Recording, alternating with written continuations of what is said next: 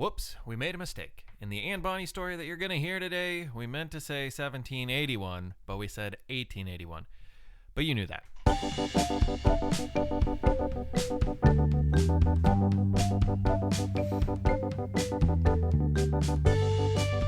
Hey everybody, welcome to The Past and the Curious. My name is Mick Sullivan. I'm the creator and producer of the show. This episode is something I've been looking forward to very much. It's all about boats. You're going to learn a new, actually very old way to say left and right. We'll give you the reason behind that. You're going to hear a story from Victoria Reibel about Anne Bonny, one of the most famous pirates who happened to be a woman. You're also going to have our always popular quiz time. I look forward to that myself. And after that, Victoria's going to tell you a story that I wrote about a man named Stephen Long and a boat that he took up the Missouri River that looked wildly like a dragon.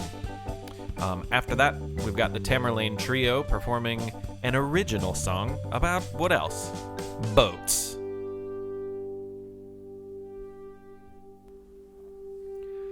Port and starboard. These are two words you may or may not know. It probably depends on how much time you've spent on a boat. If you do know how to find the starboard and port sides of a boat, that's great. Nice work. But have you ever wondered exactly why sailors use these words and not, right and left? Port and starboard are nautical terms. They are references that all sailors use and understand for direction on a boat. Now, the first thing we need to know is that the front of a boat is called the bow, and the rear is called the stern. Picture yourself on a boat in the wide open waters of the Pacific, facing the bow, the front of the boat. Maybe it's raining, and you're trying to keep your balance in the midst of some very tall waves. Someone calls out that a whale has been spotted off the starboard side. Whale! You scramble to which side of the boat to get a look at the enormous creature. If you want to see that giant swimming mammal, you go to the right side of the boat. We call that the starboard side. On the other hand, the left side is known as the port side. Why is that? Well, like most things, it goes back a long way. In this case, it goes back to a time before boats had a rudder. If you don't know what a rudder is, it's a hinged, shaped board of wood or metal that extends into the water at the center line of the ship, usually beneath the stern, the rear of the boat. It's how the boat is steered. A boat like a Viking longship didn't have a rudder. Without a rudder, it's really hard to control the direction, especially on a big ship. So it would be one Viking's job, and we'll call him Olaf the Oarboarder, to use a steering oar. Now, Olaf positioned himself at the stern, the rear, and held the blade of his steering oar into the water to help keep the boat on path while the wind filled the sails or while his Viking oarsmen buddies rowed their oars and moved the boat forward. Eventually, Olaf and his sort rigged the oarboard to be more effective and more mechanical, but it still hung off the side of the rear in some form or fashion. Now, because most of the people steering boats were right-handed, they usually set their steering oar up on the right side of the stern. It became commonly accepted that the boat was steered from the right side. Now, in Old English, the word for this was steerboard, or steering side. You can see how this would change into the word starboard over time. Not long after, the opposite side, the left side, would be called the larboard. Lad is an Old English version of the modern word load. Because the right side is where the steering oar is set up, you wouldn't want to dock it at port to unload your cargo on that side. You might damage the steering oar. So you would unload your cargo from the larboard side, which translates to load side. But a problem began to occur as language changed. People often get lazy with their speech, and Old and Middle English sailors were no different. Larboard began to be referred to as larboard. So now you had starboard and larboard. And those sound awfully similar. Do you think sailors had some confusion in the midst of crashing waves or sea battles or whaling expeditions as to what their fellow sailors were actually saying? Well, it was a problem. So in the 1800s, the British Royal Navy officially changed the term for the left side of the boat to port. It still makes sense with the old Viking ship scenario. The steering side, starboard, was on the right. The unloading side, or the side you take to port, was on the left. Now, there are a couple of handy tricks to keep these straight if you're having a problem remembering which is right and which is left. The one I used as a kid might not be the most efficient, but it goes like this. Starboard has 2 R's in it when you spell it. Port only has 1. So starboard is right, since right starts with R and there's the 2 R's. Port is left. Perhaps an easier one, which I was never smart enough to figure out, is that port and left both have 4 letters, so they match, leaving starboard and right to be partners. If you're in the car now or later, we recommend spending a bit of time giving directions with these words. You never know when they might come in handy.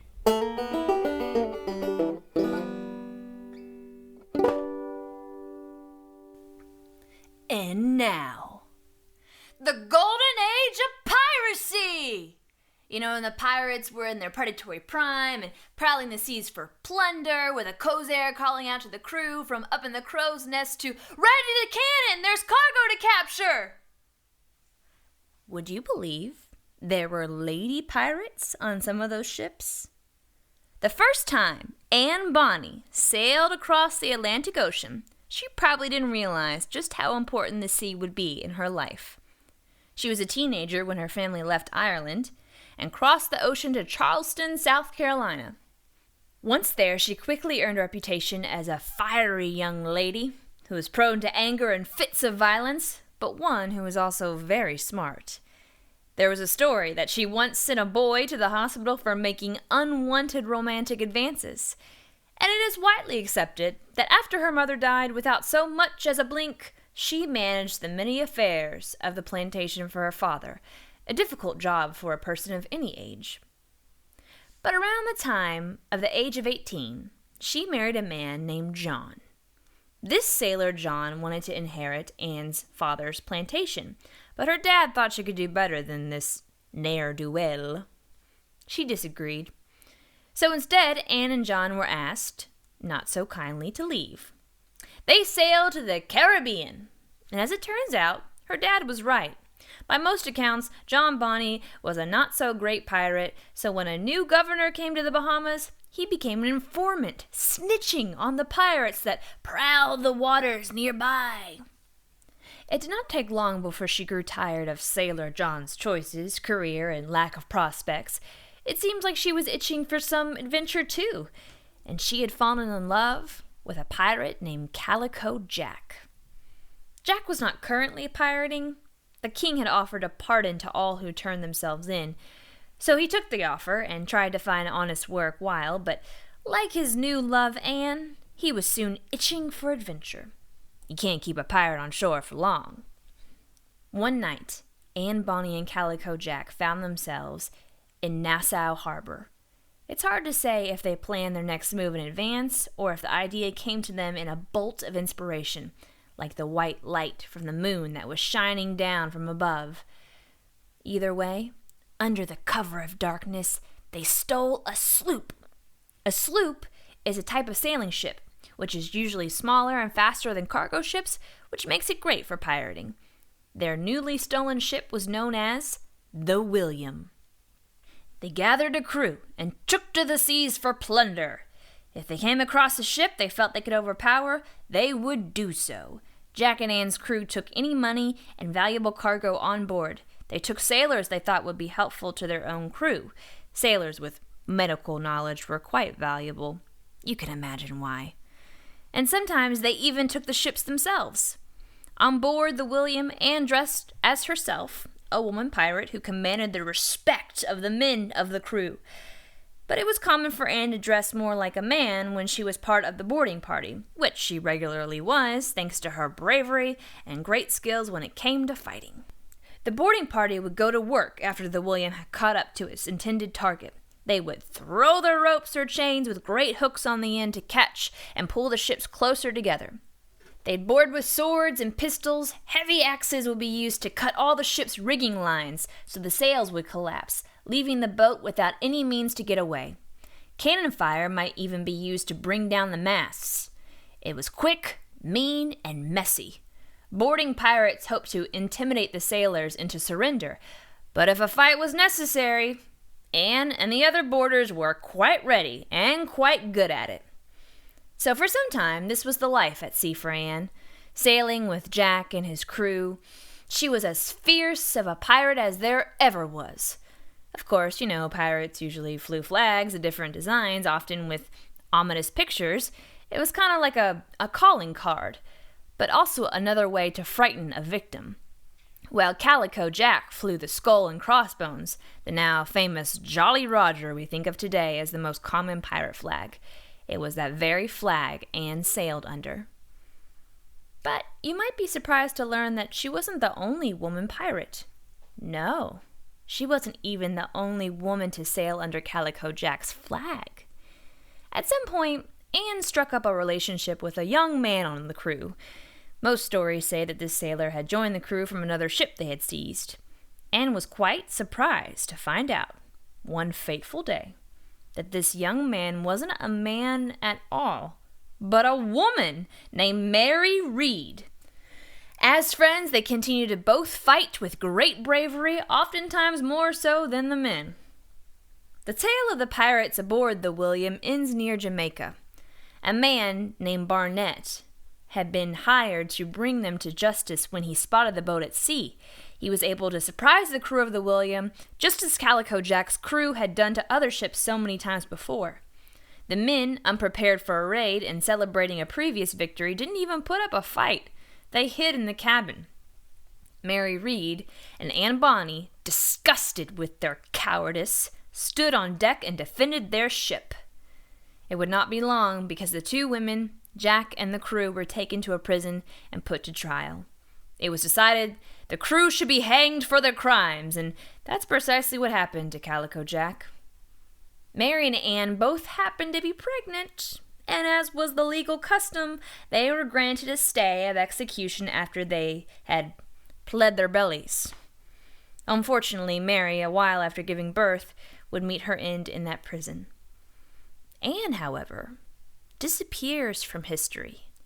There is no record of her hanging or death of any sort from that prison or any other. Many people believe that her father found out where she was and was able to strike a deal to quietly buy her freedom. It is said that she immediately returned to America to lead a less adventuresome life. Some claim that she married a man from Virginia, had 8 more children, and lived into her 80s.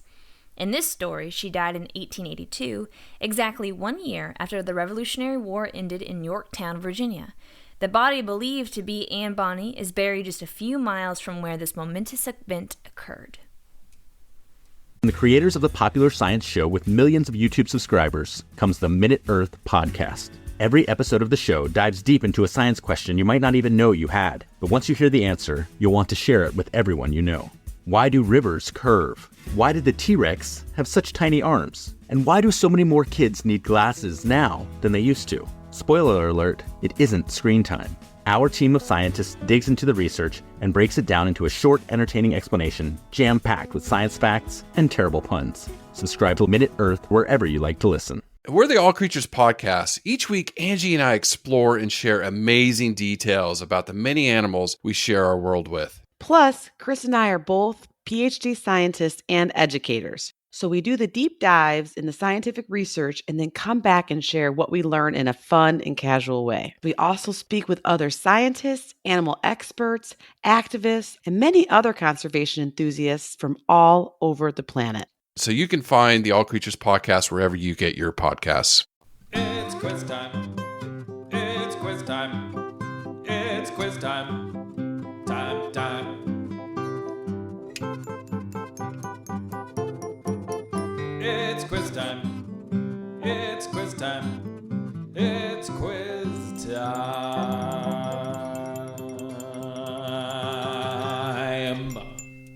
Well, here we are at quiz time again. Because ships traveled to ports all around the world, they would often carry diseases, including the bubonic plague. So it became common for ships to be forced to wait a period of time in isolation, anchored off port, to make sure any diseases had run their course. A word we use today for isolating a sick person comes from this practice. Do you know what that word is?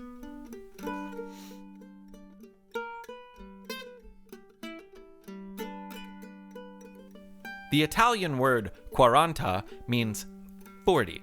During the bubonic plague epidemic, often called the Black Death, ships were forced to wait for 40 days offshore before being allowed to unload or come ashore. This helped verify that they wouldn't bring any disease on land. This was called a quarantine, which is a term we use today to prevent people with communicable diseases from passing them on. Question number 2. In 1872, a ship named the Mary Celeste left New York Harbor bound for Italy.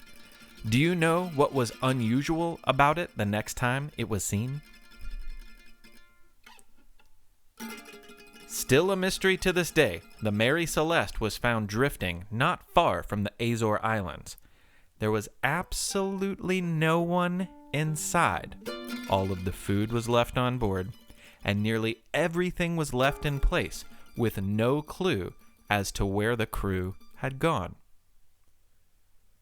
Since then, people have speculated everything from underwater earthquakes to giant squids or aliens to be the cause of this famous ghost ship. Question number 3. Benjamin Franklin traveled across the Atlantic Ocean many times. In fact, he is credited with mapping the Gulf Stream for the first time. Now, the Gulf Stream is a powerful current of warm water that moves within part of the greater Atlantic Ocean. But that wasn't his only water-related discovery or invention. Do you know what an 11-year-old Benjamin Franklin invented that you might take to the pool in the summertime? All of his life, Ben Franklin loved swimming, and he was quite good at it as a young man.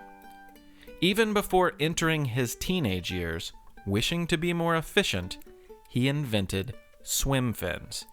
Though you may wear your rubber fins on your feet, Ben's were designed to be worn on the hands.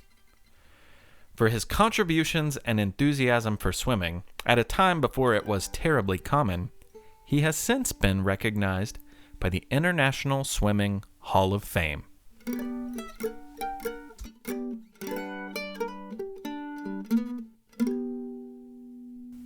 Stephen Long was smart and brave, and those are two important qualities required for the job he was about to undertake.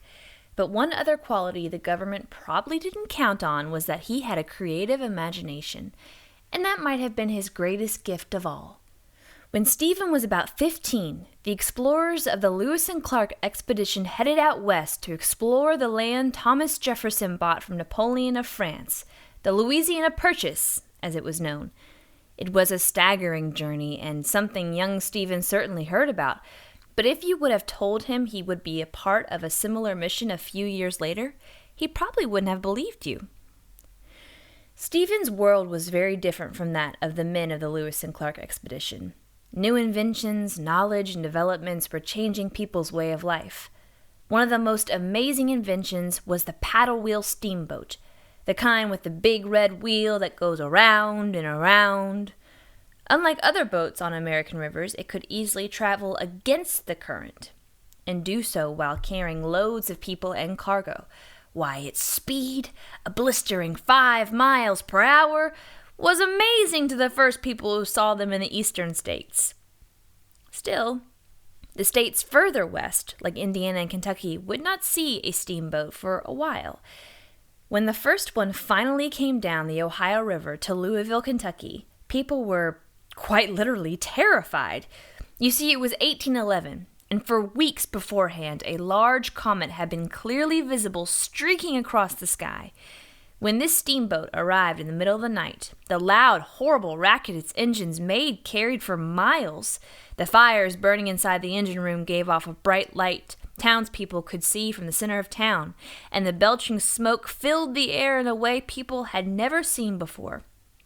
Rather than investigate what was causing this ruckus, many people were certain that this was the same comet from the sky crashing down to Earth right by their homes. When they woke up safe and sound the next day, they were probably a bit embarrassed by their overreactions, because what they found upon investigating the unfamiliar noisemaker was not a comet, but a new marvel of technology. Stephen was to be part of that steamboat history. The same Missouri River that Lewis and Clark struggled to conquer for months, the longest river in the United States, was to be explored by a squad of steamboats, 6 in all. It was called the Yellowstone Expedition, and they would be the first steamboats west of the Mississippi River. Most of the boats were full of soldiers and part of a military effort to boost fortifications in the area. Long, however, was to assemble a team of scientists, zoologists, and artists to study and document the unfamiliar landforms, plants, and animals of the area, much as Lewis and Clark had done. Stephen had been on rivers before, so he knew the challenges. Tight turns would be hard for large boats, especially side-wheel steamboats, which are boats made so that the big red wheels that go around and around, those are protruding from both sides of the hull, near the middle of the boat. He also knew shallow water would be a problem, and the potential of attacks from Native Americans was very real. Stephen didn't like the odds of success for the typical steamboats of the time, so he designed his own, highly experimental craft he called the Western Engineer. No one has seen anything like it since. Firstly, it was relatively small and built in such a way that the hull only sat about 19 inches underwater. This would, hopefully, allow it to miss the shallow, rocky bottoms other ships might hit. Long also decided to move the big red wheel that goes around and around to the back of the boat, making it one of, if not the first, stern wheelers in America. But the way it looked, oh, my friends, that's where it was really special. Stephen Long knew that the boat would need to look impressive in order to intimidate anyone they would encounter on the way, so the pilot house was reinforced to make it nearly bulletproof. Then the hull of the boat was painted with a scaly green pattern, almost like snakeskin, and from the bow protruded the head of an enormous serpent. Its eyes were bulging, its mouth wide open as if in mid-scream, a mouth full of sharp teeth surrounded a fire-red tongue. It was a fierce dragon serpent, and it was supposed to look terrifying. But that's not all. Anyone who's seen a steamboat chugging down a river knows that the smokestacks produce thick clouds of swirling smoke and steam. Well, to add to the spectacle, the smoke exhaust from the Western Engineer's engines was piped not out of a smokestack, but to the front of the boat, so it escaped from the wide-open mouth of that fierce serpent. To an unfamiliar eye, it would be easy to imagine this stern-wheel ship as a giant dragon kicking its tail and breathing fire as it struggled up the river with a group of soldiers riding on its back. And that's exactly how it appeared. When it arrived in St. Louis to begin the journey up the Missouri River, the Western Engineer proved itself as not just visually impressive, but quite a capable boat as well. Of the original 6 ships on the Yellowstone expedition, 2 of them didn't even make it to the mouth of the Missouri. So as it turned out, only 4 boats gathered where the Missouri meets the Mississippi, with the hopes of going where no steamboat had gone before. The smallest ship, called the Thomas Jefferson, went first. The muddy Missouri was not kind. For a very short stretch, things were okay, but that luck would not last. It struggled with snags. Its hull hit the bottom, tearing a hole, which slowly filled with water. In just a matter of days, at the mouth of the Osage River, not far at all from St. Louis, it sunk. They had no choice but to abandon it, and it earned the sad distinction of being the first steamboat to sink in the Missouri River. The other ships were no better. When the river would curve, they would get stuck, and the men would need to back up, reposition the boat, and try again. It was frustratingly slow. Walking might have been faster. Sometimes the water would be so shallow they'd have to unload everything in the boat, so the boat would rise in the water and make it to the next deep pocket. All that cargo would be carried back to the boat by the men.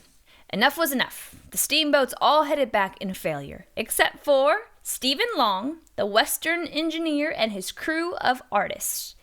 At a blazing 3 miles an hour, the Dragon boat made it all the way to Council Bluffs in present-day Iowa. From there, Long was redirected to another exploring mission, leaving his crew. Eventually, he logged 26,000 miles of exploration from Minnesota to the Great Plains to the Rockies. Of his amazing Dragon boat, little is remembered. A few quick sketches by the artist on board survived, but lack much detail. Perhaps the best information we have is this quote from a witness who saw the Western Explorer as it passed through St. Louis on its way to conquer the Missouri River.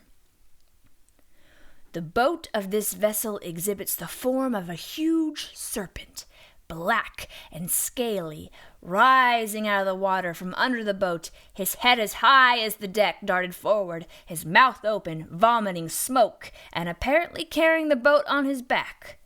From under the boat, at its stern, issues a stream of foaming water, dashing violently along. All the machinery is hid. Neither wind nor human hands are seen to help her, and, to the eye of ignorance, the illusion is complete, that a monster of the deep carries her on his back, smoking with fatigue and lashing the waves with violent exertion." Really sounds like a sight to see, huh? Okay, folks, here's an original song by the Tamerlane Trio.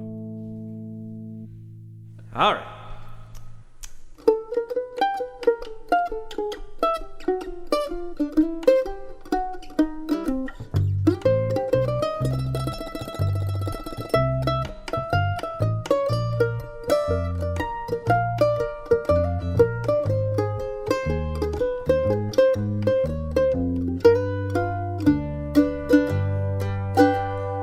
Hudson is a mighty river, and I'm coming down.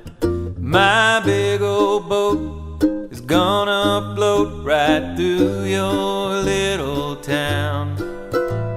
When people see me coming, they're gonna jump and shout. They'll bring their grandmas and their grandpas and all their grandkids out. You never seen a boat like this before, honey. It's just unfair when you look up at the score, baby. But I'm bringing hope to these poor folks through the glory that is my big old boat, my big old boat.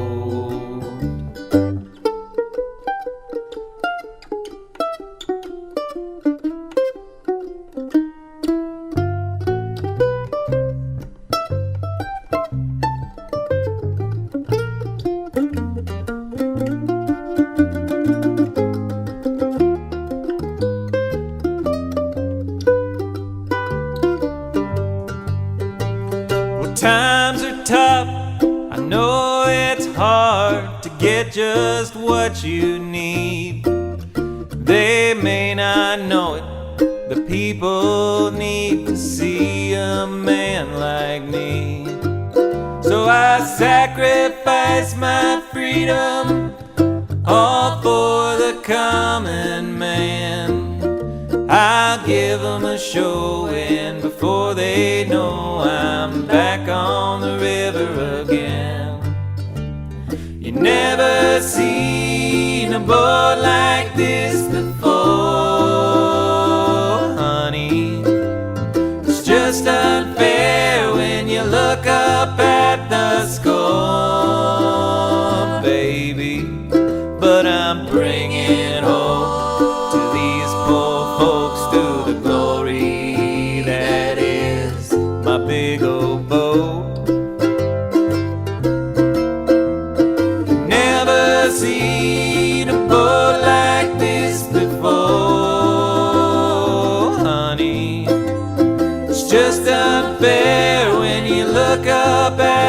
must go, baby, but I'm bringing hope to these poor folks through the glory that is my big old boat,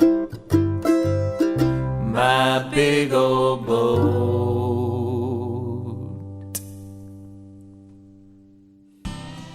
Hey guys, we really appreciate you listening. This is a really fun project for us. Hope you enjoy it. If you do, find us on Facebook, find us on Instagram. Hopefully you're listening on SoundCloud, or if we're up on iTunes at this point, make sure you give us a review on iTunes. Plan to get things going on Patreon too, so if you're listening to this at the point where I've got something on Patreon, go give us some money, because right now this is a costly endeavor, but we really, really enjoy it. We hope you do too. Thank you for listening. We'll see you next time. Our next episode, I think it's about mail, so stay tuned. It's either about mail or birds. I don't know. It'll be a surprise.